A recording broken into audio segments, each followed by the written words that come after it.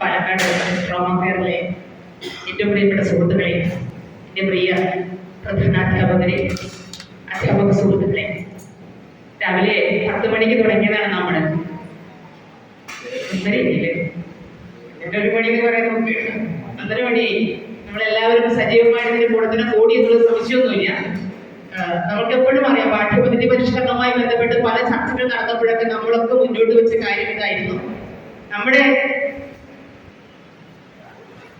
സ്വത്തായ മനുഷ്യൻ നമ്മളെ സംരക്ഷിക്കാൻ നമ്മൾ എന്താണ് നമ്മുടെ സ്കൂളുകളിൽ കൊടുക്കുന്ന പാഠം എന്നുള്ളത് അല്ലെ. പ്രത്യേകമായിട്ടൊരു ഒരു ഡിസാസ്റ്റർ വന്ന അല്ലെങ്കിൽ ഒരു പ്രത്യേക ഘട്ടത്തിൽ എന്തെങ്കിലും ദുരന്തം വന്നതിനെ നമ്മളെല്ലാവരും കൈ കെട്ടി അയ്യോ എന്ന് പറഞ്ഞ് ഒച്ചവിളി ഉണ്ടാക്കുക, അങ്ങോട്ട് ഇങ്ങോട്ട് ഓടുക എന്നല്ലാതെ ഇപ്പോഴും നമ്മൾ ആരും ഒന്നും ചെയ്യില്ല എന്ന് എനിക്ക് തോന്നുകയാണ്. ചില കാര്യങ്ങൾ മാത്രം നമ്മളെല്ലാം നിസ്സഹായരെ നോക്കി നിൽക്കേണ്ട അവസ്ഥകളാണ്.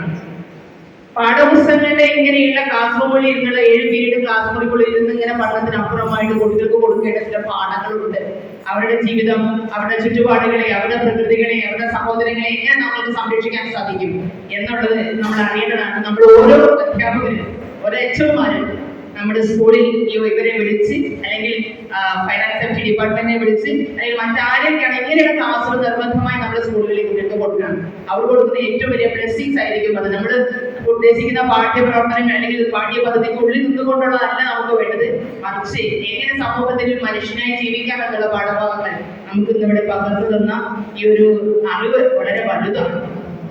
എങ്കിലും എന്തായാലും അവർക്കുള്ള സന്തോഷവും സ്നേഹവും നന്ദിയും ഞങ്ങളിവിടെ എച്ച്.എം. ഫോറത്തിന് വേണ്ടിയിട്ട്, മണർക്കാട് എച്ച്.എം. ഫോറത്തിന് വേണ്ടി ഞാൻ അറിയിക്കുകയാണ്.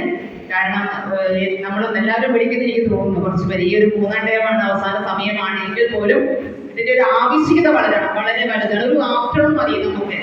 ഒരു ഉച്ചയ്ക്ക് ശേഷമുള്ള സമയം നമ്മൾ ഇതിനു വേണ്ടി കണ്ടെത്തുകയാണെങ്കിൽ വൈകുന്നേരം 5 മണി വരെയുള്ള സമയങ്ങളിൽ നമുക്ക് ഇങ്ങനെയുള്ള പ്രവർത്തനങ്ങൾ ഒരു 2 മണി മുതൽ 2 മണി മുതൽ 5 മണി വരെയൊക്കെ നമുക്ക് കൊടുക്കണേ നഷ്ടമാവില്ല ഒരിക്കലും. ഇങ്ങനെയുള്ള ക്ലാസ്സുകൾ കുട്ടികളുടെ ജീവിതത്തിൽ നിന്ന് ഓർത്തിരിക്കുന്നതാണ് പ്രധാനമായിട്ടും വേണ്ടത്.